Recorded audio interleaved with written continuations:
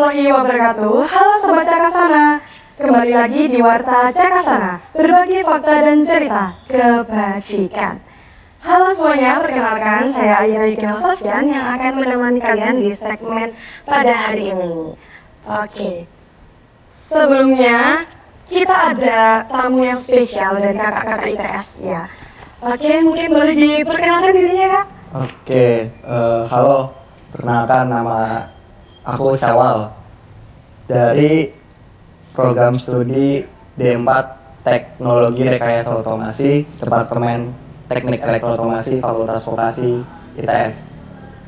Oke, halo semuanya, perkenalkan aku Leo. Aku dari Institut Teknologi 10 November, aku dari jurusan Teknik Elektro S1, Fakultas Teknik Elektro dan Informatika Cerdas. Oke, Kak Leo dan Kak Syawal. Oke, gimana nih Kak kabarnya hari ini? Baik, seperti biasanya dengan bahagia.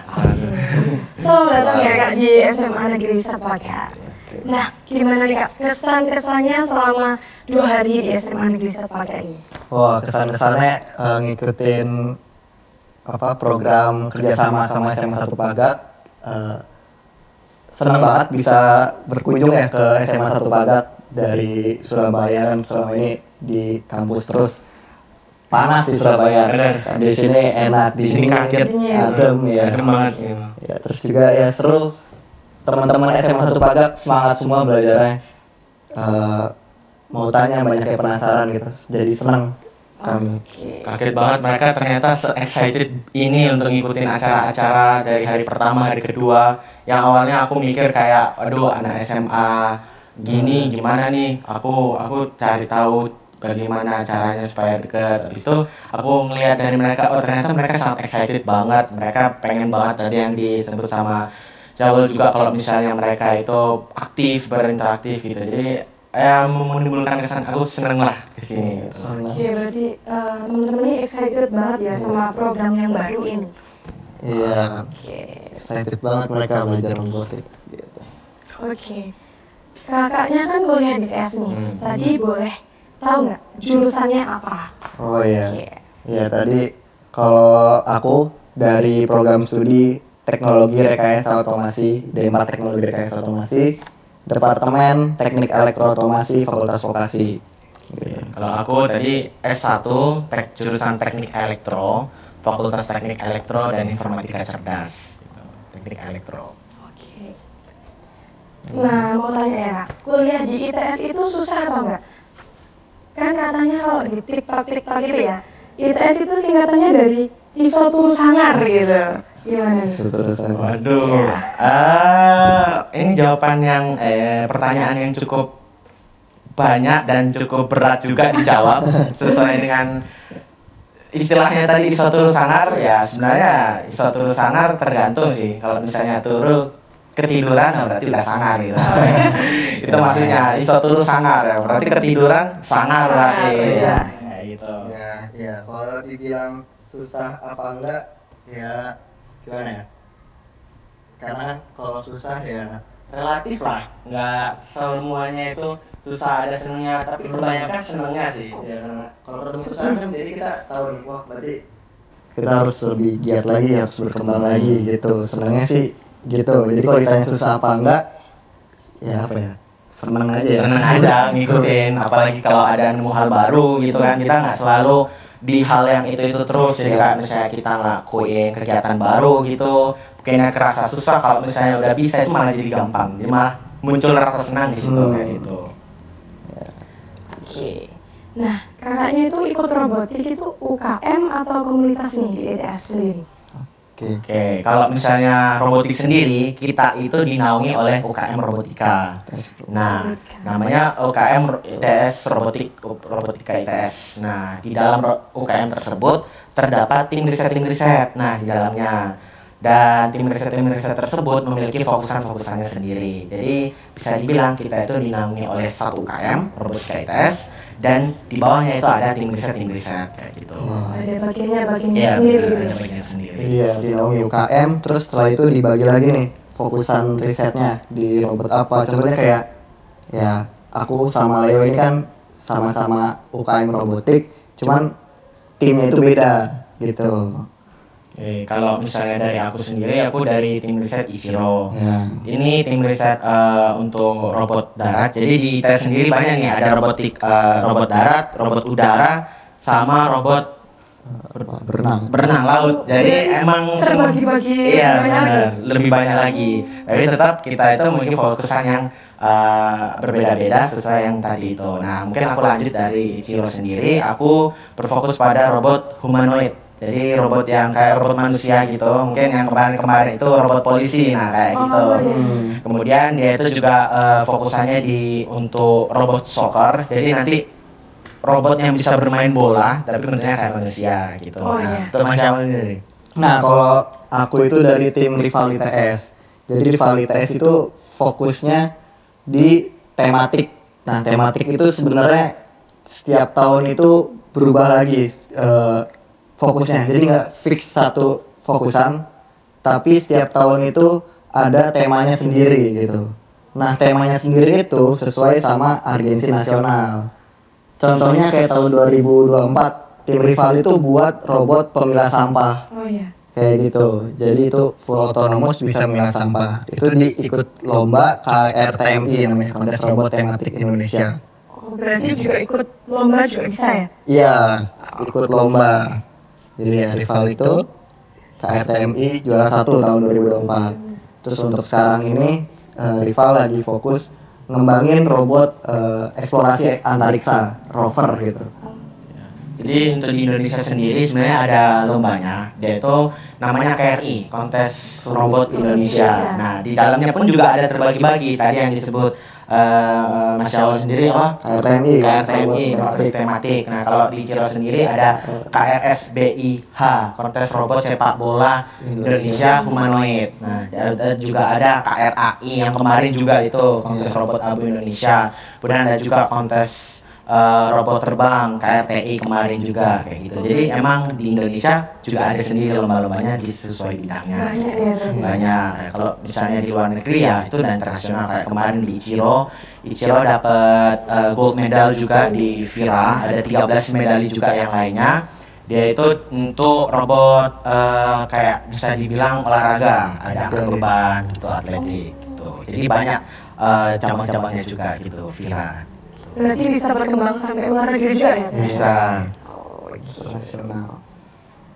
Kan selama 2 hari memberikan workshop robotik ini nih, gimana sih Kak perkembangannya dari teman-teman SMA Negeri 1 Paga yang selama ini 2 hari ini mengikuti workshopnya itu gimana?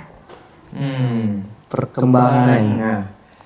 Bisa dibilang kayak dari hari pertama, hari kedua, hari pertama kayak mereka itu ada yang bilang Kak aku masih belum ada yang Kak aku belum terlalu familiar. Tiba-tiba dari hari kedua mereka kayak ya Kak ini kayak gini gitu. Kadang mereka juga tanya itu Kak ininya gimana. Itu kalau misalnya suatu komponennya itu mereka juga aktif bertanya. Jadi mereka nggak seiringan hanya cuma ngikutin dari kita, mereka juga balik aktif tanya gitu. Jadi waktu hari pertama udah kelihatan sih sebenarnya. Jadi kayak mereka ingin banyak lebih tahu gitu, kayak semangat mereka untuk kepo gitu sangat terlihat. Jadi bisa dibilang di 2 hari ini cukup bagus dari merekanya sendiri. Dan ya agak di luar ekspektasi, kayak kita cuma ngasih materi gini apa mereka bisa bisa paham dengan benar ya kan. Ini agak lumayan kompleks, tapi ternyata mereka bisa mengikuti kayak gitu.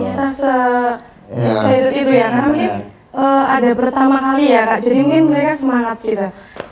Kemudian apa sih Kak, ini ada kesinambungannya nggak robotik ini sama Prokomit Prodistik kita? Oh, perlombaan itu ya, Prokomit.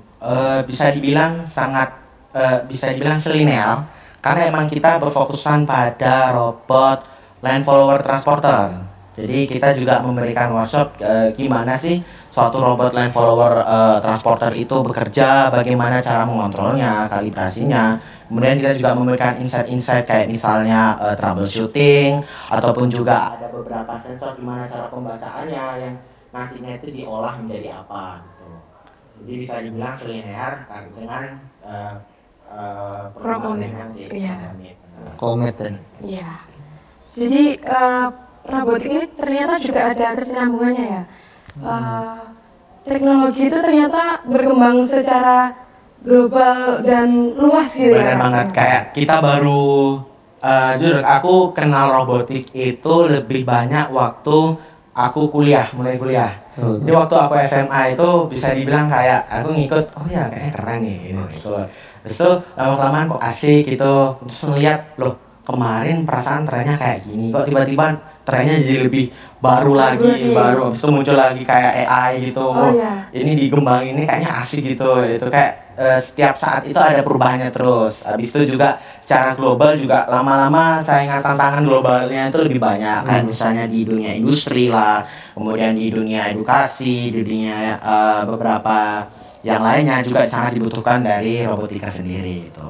Betul ya. Robotik jadi setiap tahun itu ada perkembangannya. Jadi kita setiap tahun belajar hal yang baru, terus juga dapat ilmu baru. Enaknya sih seperti itu keuntungannya. Oke. Mungkin benefit untuk mengikuti kegiatan robotik ini apa aja sih Kak selain yang disebutkan kakaknya tadi? Oke, tadi yang disebutin kita jadi punya challenge nih, tantangan. Kita lihat perkembangan robotik secara global, secara industri. Jadi kita ada kesempatan lebih dulu nih di kampus, di kuliah buat belajar, buat mempersiapkan diri di bidang teknologi, terutama di robotik ini. Untuk benefitnya sendiri, pertama ya fasilitas dari kampus. Jadi setiap tim itu difasilitasi lab untuk riset ngerjain robotnya atau ngeriset secara teori di robotika ITS kayak gitu. Nah, di sana juga ada fasilitas-fasilitas kayak tools seperti solder, 3D print, terus komputer. Itu yang bisa diakses sama mahasiswa untuk lakuin penelitian atau riset kayak gitu. Selain itu juga ya bisa dibilang robotika itu ilmunya nggak di situ-situ aja, berkembang terus. Jadi bisa dibilang benefitnya itu selalu ada.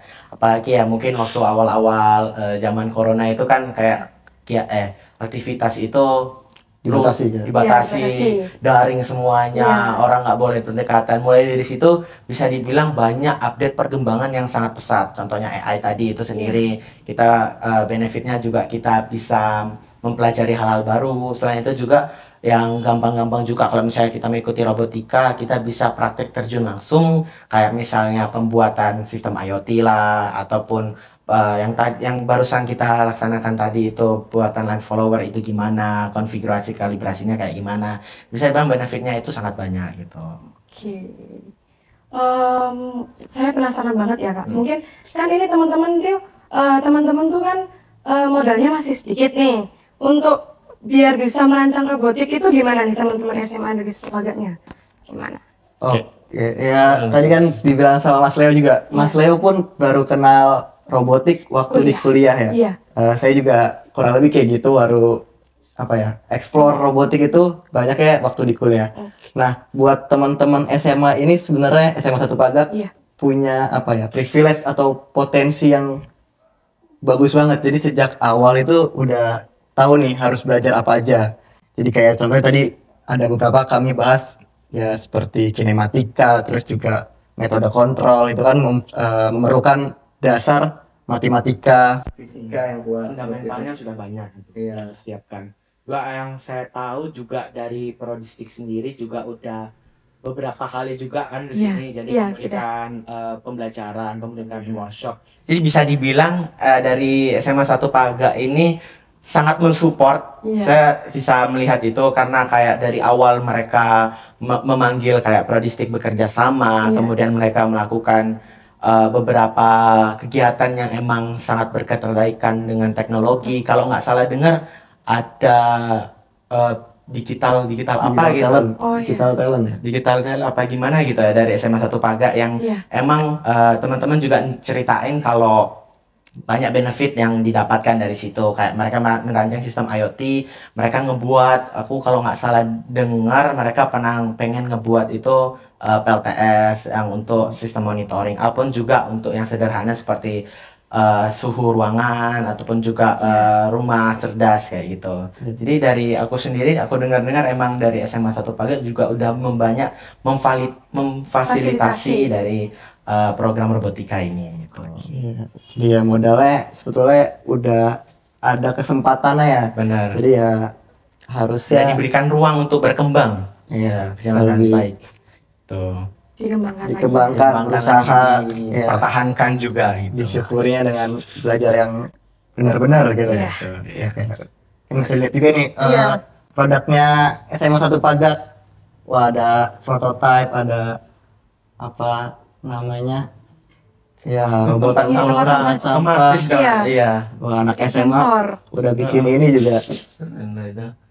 Iya, ini memang banyak yang disupport oleh dari sekolah ini, jadi bisa dibilang modalnya itu sudah cukup bagus. Jadi SMA sudah bikin teknologi kayak gini ya. Iya. Lumayan buat Sampai ada Techno Corner juga. Iya. Jadi ini kayak emang semua hasil karya anak-anak juga disupport lah, dihargai lah sama SMA 1. portofolio. Iya. Portofolio siswanya. Iya. Oke. Nah, harapannya ke depannya nih untuk SMA Negeri 1 Pagat khususnya yang akan mengikuti kegiatan Prokomit Prodistik di bulan depan itu apa, Kak? Boleh disampaikan harapannya? Untuk harapannya ikut Prokomit SMA 1 Pagat, ikut perlombaan Prokomit. Iya. Ya tentunya hasil yang terbaik ya. Terus juga teman-teman dari SMA 1 Pagat bisa dapat apa ya, sesuatu pengalaman yang Ilmu baru, berharga, yang baru, terus juga bisa tambah semangat nanti karena kan ya kompetisi, supaya bisa saling apa ya, tambah semangat, tambah motivasi, lebih giat lagi belajarnya ya. Tentunya semoga dapat prestasi yang membanggakan SMA 1 Pagat. Teamwork juga diperhatikan, dikembangkan juga, karena emang kesuksesan dari sebuah perlombaan itu ada yang namanya teamwork. Kerjasama, kita harus saling kerjasama, saling kolaborasi untuk nemuin mendapatkan suatu tujuan bersama gitu. Oke, jadi harus kompak, harus solid ya. Benar, solid banget. Oke, teman-teman, kita sudah di penghujung acara. Terima kasih telah menyaksikan podcast segmen hari ini. Stay tune terus dengan podcast dan wawancara selanjutnya, dan terima kasih untuk kakak-kakak ITS yang sudah berkenan dan bersedia untuk kami wawancarai. Saya Aira Yudhino Sofyan, pamit undur diri. Wassalamualaikum warahmatullahi wabarakatuh.